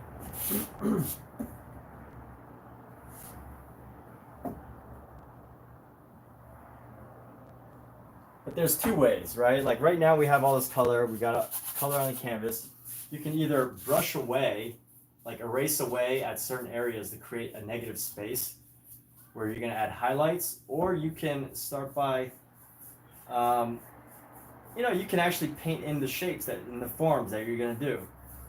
And then you create this base layer, and then afterwards, you know, you paint over it, and you're gonna add like a glazing layer that helps to whatever.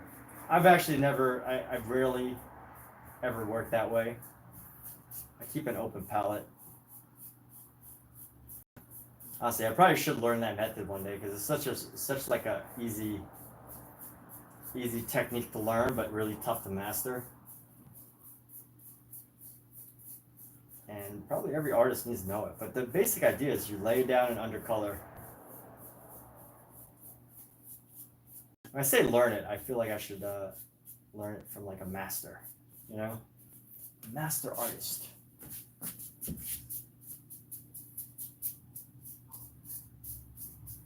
But you get the basic idea. You just lay down some color, and then you can start to erase away at certain areas. I can actually demo some of it in a minute, but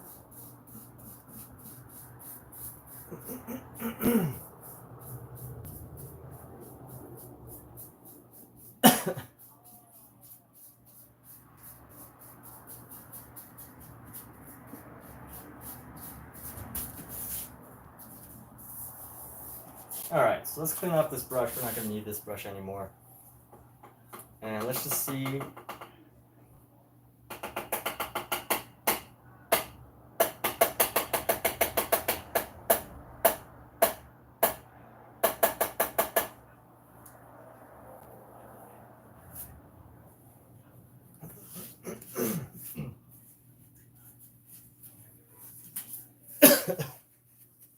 So let's just imagine for a second, or many seconds, that I'm going to use a sock. I'm going to use an old, clean sock. It's going to look dirty because I have paint on it, but let's just use an old sock. Actually, this might not even work because the paint's probably already dry. That's how fast mineral spirits dries up your paint. But let's just pretend that, like, I wanted to create like a mountain, right? So now I would probably take this, and then let's say the light is coming down from the top left. So if the light's coming down top left, I want to erase away some of the pigment on like the left here. Some of the pigment on the left. Actually, you know what? Let me set this nicely up against.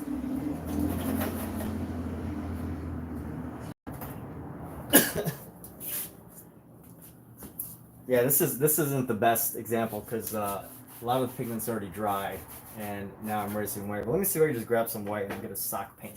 So you know, you're just kind of like, you know, I'm thinking like mountains, right? Just these mountains. Just, you know, you're pretty much just filling in the certain spaces with the lower values of white.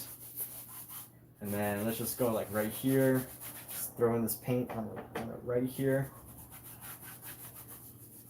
This is just a quick example, right? So you're finding the light on one side, and then you're gonna find the shadows on the other, you know? Shadows on the other. And maybe it's not exactly, you know, at this like angle or whatever.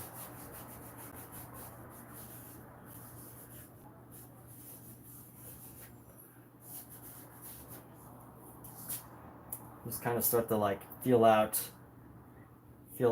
where, you know, the shapes are going to be. This is like very like rough and like, you know, just messing around, finding out where the light is. And then you could also go, oh. But that's what you would do. You would erase away at some of the lighter areas, and eventually you would find something. You would find your face, but you'd also know exactly what you're painting ahead of time. For me, I'm just demoing, right? Like create the highlights on one side and then the darker areas on the other. Let's see how we could push this actually. Let's see how we could actually push this. Just using a sock.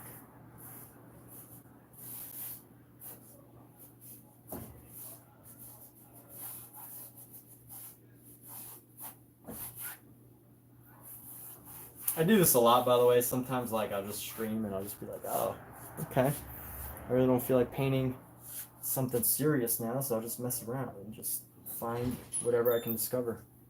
Let's grab some purple here. And you know, let's do a classical, like, let's just do a river. Good old Bob Ross river, right? Something that disappears into a background to a mountainside and just purple river. I should have watched more Bob Ross.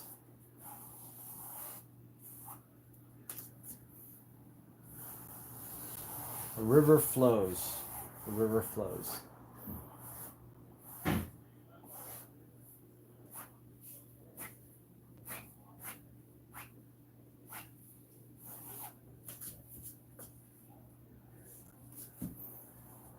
And let's grab some of this blue. With this blue, we can like throw on different colors. Let's go.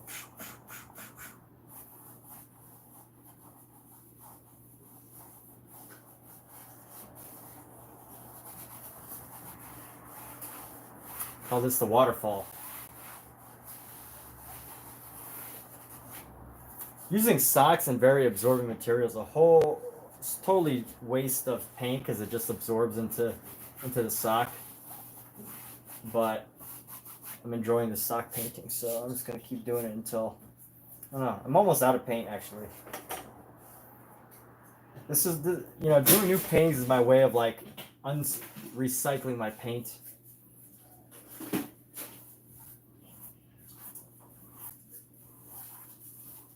Which I probably didn't need to cycle it today.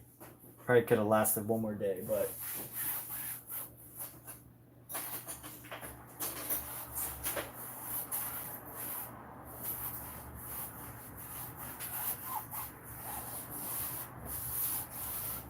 I'd love to, you know, have like a gallery that's like, dude, just do paintings like this and like sell it. But I'm not at that point. And I would love to just save this for sale one day, but I don't have that amount of space. And I feel like I could just paint this any day, you know, if I really wanted to. So just like unnecessarily beautiful. Unnecessarily beautiful, right? Okay. We're done for today. Here's our sock. If anyone wants to purchase this sock that was used for this painting, you get it for the very low price of $199 plus tax and shipping. Joking, joking. Totally kidding. This sock is not for sale. It's an art joke. Alright? It's an art joke. Okay. Let's clean up our supplies. So, reviewing, this is one of my favorite brushes, the Princeton Catalyst brush. It is a synthetic fiber brush. And the way you can tell, so Princeton has a lot of different brushes, but they're all different colors. This one has the wood and black tips. It's great if you're a rough painter, but it's also great at, you know, laying down color and stuff. Brushing around color, I should say, not laying color. All brushes are good at laying down color. That's what they do, lay down color. And closing up some supplies right now. So, Scout! Hey! Cats really want the brushes. Sometimes you gotta get them to, gotta freak them out so they don't go after your brushes.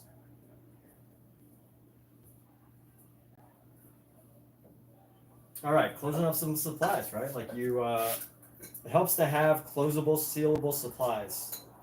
So this comes in really handy. This lovely device right here. This lovely device holds mineral spirits. What mineral spirits does is it pretty much makes oil paint much wetter and allows you to pretty much separate the oil paint so you can spread it on large surfaces like this And it dries really quick too, way too fast with mineral spirits if you use a lot of it. But more importantly, it's this container right here, this metal container. It helps to keep the so mineral spirits technically has the odor, but you know it doesn't mean that it doesn't have any molecules in the air. And what this does, it actually, I've dropped it a few times. I might have to do a test video one day. But basically what this does is it allows you to keep all the mineral spirits, which are not good for you, safe in this container. Traditionally, there was turpentine in here, but I don't use turpentine. And, you know, my cats have knocked this off my table a couple times and it's managed to stay in. But it's an airtight seal, supposedly, because there's like a little piece of rubber plastic ring in here that helps to contain the odors. And then, you know, little glass jar of oil paint, or oil, just oil. And let's go ahead and close up our palette now. So let's close up our palette. That is the goal here. I'm going to close up our palette now. And basically I definitely have a sealable palette. Let me seal this off real quick. So you can probably see my arm moving around down here.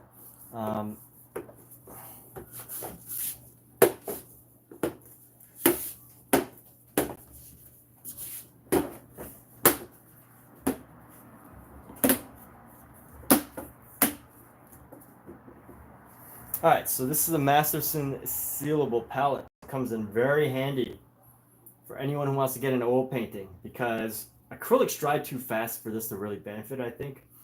I haven't tested on acrylic, but with oil, it can keep your oils lasting, depending on the quality, depending on the oil paint you get, even as far as, like, I've seen 2 weeks. But again, sometimes, you know, it's only a few days, depending again on the quality of your oil paint, type of oil paint you use. And with that, let's go ahead and sign off for the day. Done some good painting so far. Excited about where we're at, and everybody take care. Thank you so much. Have a great day. Take care. YouTube, Omizu, everybody else. See ya.